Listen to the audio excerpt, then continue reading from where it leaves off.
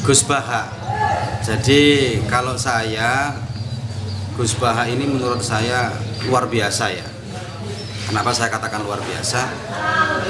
Orangnya hafal Quran, orangnya ahli tafsir, orangnya ahli fikih. Menurut saya jarang-jarang loh ya orang yang ahli tafsir, ahli fikih, ahli tasawuf lagi, thariqah. Ini jarang-jarang menurut saya orang seperti ini. Dan saya suka penyampaiannya Gus Baha itu, saya suka. Artinya begini, satu hadis atau satu ayat ketika diterangkan oleh orang lain itu mungkin terlihat seram, terlihat mengerikan, sehingga yang mendengarkan terkesan takut. Tapi kalau Gus Baha yang menerangkan itu kayaknya adem, tenang. Bahkan saya ketika baca hadis yang sama loh ya, saya ketika baca hadis yang sama dalam Sahih Bukhari, itu ketika Gus Baha menyampaikan dengan kita yang menyampaikan itu lain. Kalau Gus Baha yang menyampaikan terlihat enjoy saja, walaupun itu sepertinya di dalam hadis itu ngeri banget. Contoh Kanjeng Nabi ketika sebuah peperangan, itu Gus Baha santai-santai aja ketika menjelaskannya. Ketika Kanjeng Nabi dikepung, Gus Baha santai-santai aja menjelaskannya. Lah ini maksud saya begini, maksud saya, jadi Gus Baha ini menurut saya cara menjelaskan hadis, cara menjelaskan keterangan para ulama, cara menceritakan sesuatu itu menurut saya lain daripada yang lain. Makanya sering saya sampaikan kan ke anak-anak itu, sebuah turos, sebuah keterangan, sebuah hadis, sebuah dalil itu ketika orang yang menyampaikan walaupun dalilnya sama akan berbeda, akan terasa berbeda. Ketika yang menyampaikannya keras, dia juga akan pakai dengan sesuatu yang keras, dengan keterangan yang keras. Tapi ketika contoh Gus Baha yang menerangkannya dengan cara yang santai, saya pikir kok pendengar itu lebih ini ya, lebih menikmati. Bahkan saya kemarin ketemu dengan teman saya ini ahli fikih, betul dia ahli fikih. Hafalan kitabnya banyak sekali, keterangan-keterangan juga banyak sekali. Dia menyampaikan sama saya kalau sudah mendengarkan pidatonya Gus Baha, kata teman saya ini, saya kalau sudah mendengarkan pidatonya Gus Baha itu, jadi hati ini kok adem, terasa nggak begitu takut gitu loh. Bukan berarti meremehkan, karena kan khauf dan roja itu kan harus berjalan bersama-sama lah ya. Khauf, takut, pengharapan kepada Allah, roja itu kan jalannya harus sama. Tidak boleh khaufnya terlalu tinggi atau rojanya terlalu tinggi. Tapi walaupun begitu, Gus Baha kalau saya, nah ini penting, kalau saya adalah beberapa yang menurut saya juga cara istimbatnya mungkin penyampaiannya hukum ada yang tidak sama dengan cara berpikir saya, ada yang menurut saya menurut saya loh ya, itu ada yang berseberangan dengan hukum yang saya terima, ada, walaupun tidak banyak, tapi itu tidak mengurangi rasa cinta kita kepada orang alim, rasa hormat kita kepada orang alim. Biasalah perbedaan, biasa. Jadi adalah seperti masalah doa ya, Gus Baha menceritakan masalah doa, ada tingkatan wali rendah, terus ada tingkatan wali tinggi. Kalau wali tinggi itu doanya seperti ini. Kalau saya kurang setuju. Tapi tidak masalah. Itu cara berpikir Gus Baha seperti itu. Tapi saya nggak masalah sama sekali ya.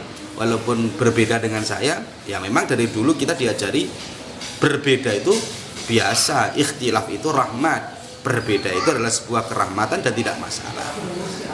Kemudian mengenai masalah, ada yang tanya Gus Baha kok terlihat seperti sombong gitu ya. Malah saya suka gaya sombongnya Gus Baha itu, saya suka. Bukan berarti saya suka orang yang sombong, bukan ya. Gini lah ya, saya menikmati aja. Maksud saya begini, banyak orang alim yang kalau dia sombong kelihatan sombongnya, tapi kalau Gus Baha ini ngomong, saya ini kan ulama. Bahkan kemarin saya dengarkan, saya ini kan santri yang terkenal ngalim kan gitu ya. Tapi gaya bicara Gus Baha bukan gaya bicara sombong. Orang lihat Gus Baha ketika ngomong seperti itu seperti lucu ini gitu loh. Jadi dalam tradisi NU itu, menurut saya dalam tradisi NU itu ada semacam semacam apa namanya itu mencairkan suasana dengan gayanya masing-masing. Gaya masing-masing. Ada yang gayanya Gus Baha seperti itu. Saya pikir itu bukan sebuah sifat sombongnya Gus Baha, tapi Gus Baha hanya ingin mencairkan suasana dengan caranya Gus Baha sendiri. Wa amma bi ni'mati rabbika fahaddits. Jadi kalau kamu dapat nikmat, ceritakan. Lah Gus Baha itu saya pikir kok ingin menyampaikan itu saja. Jadi oh ini loh. Kan biasa Gus Baha, aku ini ulama. Nah, kan biasa kan ya. Kita dengar Gus Baha seperti itu, seakan-akan loh Gus Baha ini apa sih? Jadi kok pidatonya sombong. Kalau saya nggak lihat sombongnya di situ ya. Itu cara metode Gus Baha untuk mencairkan suasana. Dan sombong itu bukan di sini, bukan di mulut. Sombong tuh di sini, di hati. Sombong itu, sama ada orang ngomong sama muridnya, kamu itu tiru saya, Pak Alim lah kamu itu. Itu bukan berarti sebuah kesombongan guru kepada muridnya, tapi bagaimana guru mengajari awakmu jari pada seperti itu, tiru biar cepat ngalim.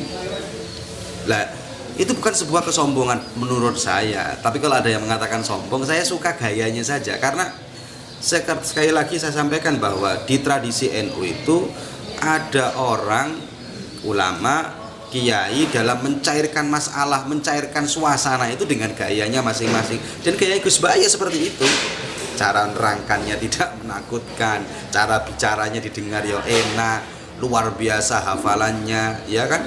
Terus apa namanya, mencairkan masalahnya dengan sekarang begini. Seperti Gus Baha punya dua metode mencairkan masalah, mencairkan situasi dengan menghujat dirinya, atau mencairkan sesuatu suasana dengan mengangkat dirinya. Pilih yang mana?